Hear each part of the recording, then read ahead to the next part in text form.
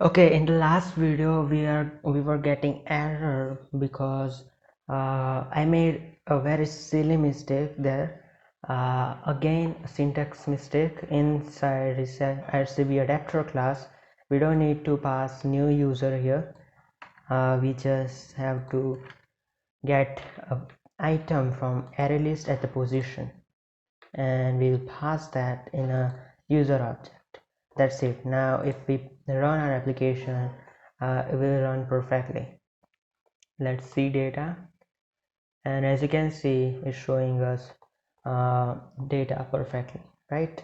And we can modify the view to in order to separate these two datas. We can write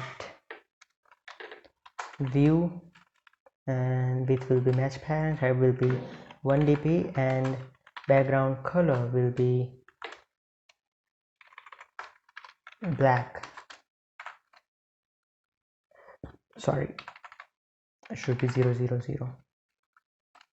Right now, if we run our application, we'll see these two data will be separated by a horizontal line.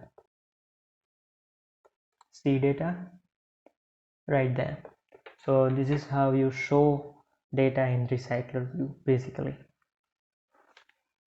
And if you want to learn recycler view, I'm giving a link to my own videos on recycler view where I haven't made any kind of mistakes like this hopefully.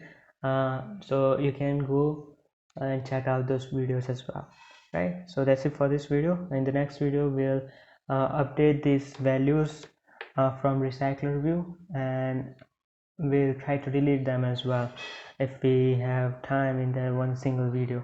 So for now, that's it. I'll see you guys in the next video.